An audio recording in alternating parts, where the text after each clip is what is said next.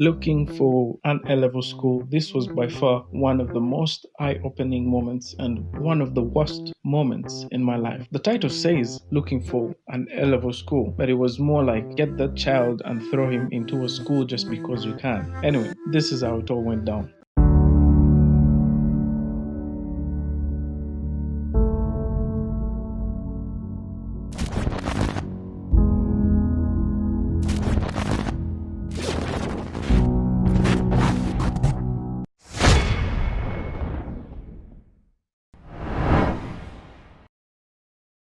So I'm in Fluba International, having the time of my life. This was in O level, and things were going well. I had friends, I had enemies, I had girls who were my friends, and some girls that wanted to kill me for untold reasons. Just basically, my time there was going well. I had finally felt comfortable in a school. Then my aunt notices I'm having a good time, so she decides to drop her son into my school. Now, her son at that point was graduating from primary 7 and heading to senior 1, so she decides to drop him into my school and makes me a protector. Now, Matthew at this time was young, naive, and stubborn. I think he didn't know what weed was at the time, so I guess he saw some guys smoking and freaked out, so he told his parents. Of course, I was confronted and I tried to direct their minds somewhere else, but it was obvious they didn't believe me, and that was just the first strike. The other thing is, Matthew was more like an unsettled warrior. He loved to fight. He fought with people smaller than him,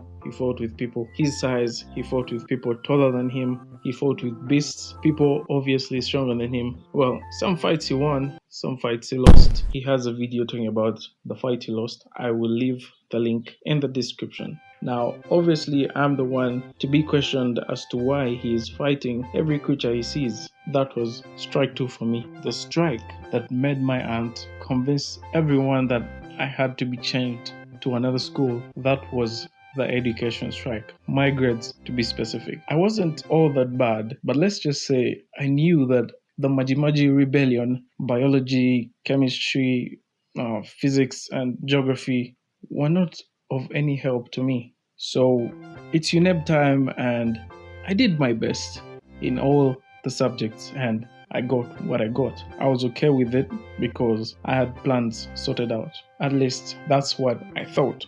It was my bad. I had forgotten that I don't make decisions, but decisions are made for me, and I am convinced that the decisions made for me are the decisions I've made. So I'm home, results are out, and I'm not happy, but I'm okay, and I make use of the subjects that I passed. I figure out what I want to do in A-level, and I had picked the 3 subjects that I was okay with, that I was going to do in A-level. So after the subjects were sorted, I wanted to go back to Fluba International.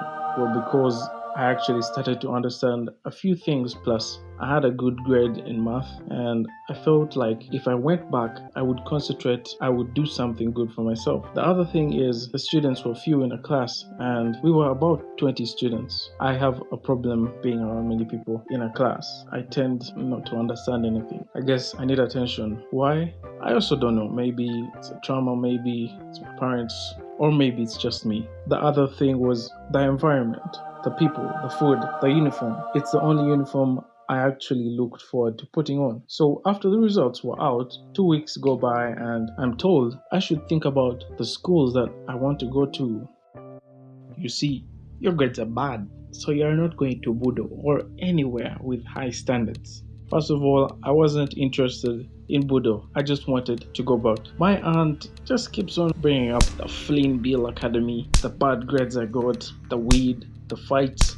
So I remember it was a Monday and my aunt comes to me and tells me, today we are going to look for a school. Give me 3 schools you would like to go to. So I note them down. Fluba International was the first, Banana Mixed School, and of course Flynville Academy, because I was told it had to be on the list. That very day she decides to waste time intentionally by showering at 2 p.m. and doing makeup. We eventually leave the house. On the way to Flynville Academy, she's acting all late and tired, and she says to me, Danny, If we get a place in Flynville Academy, we are not going to check anywhere else. You can see that we are all tired, so this is our last stop. Our last stop, yet it was the first school that we checked. We get inside the school, my aunt is already yelling at me in the back and she's telling me to tuck in my shirt, and the shirt is clearly not supposed to be tucked in, and she's yapping about first impressions, this and that. So we get inside the headmaster's office and I could already tell that grass and green on the other side. So I would just highlight a few things that happened in the office that I remember. Good afternoon, Mr. Headmaster. Yes, good afternoon. Daniel, let me see that report.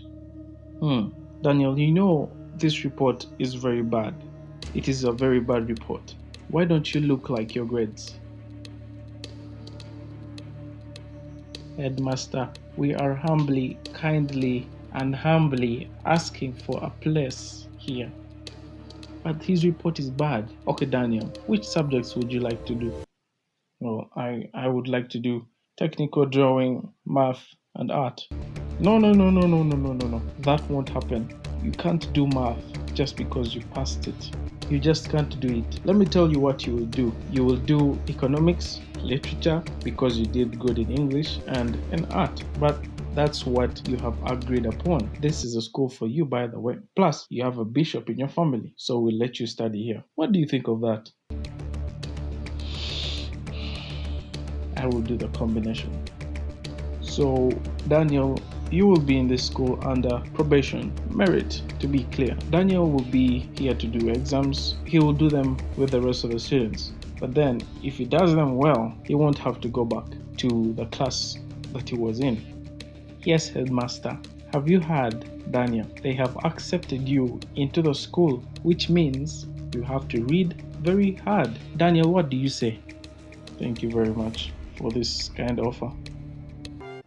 Yeah, so when that was all done, we get in the car and head home. While on the road, I honestly thought like I should just open the door and jump out or just disappear. I later on convinced myself that I will be fine. Moral of the story, sometimes our lives go sideways for no reason and there is nothing else you can do about it. The only thing you can do is live through it. Otherwise, hope you liked the video. Please like, share, subscribe, and comment. Peace.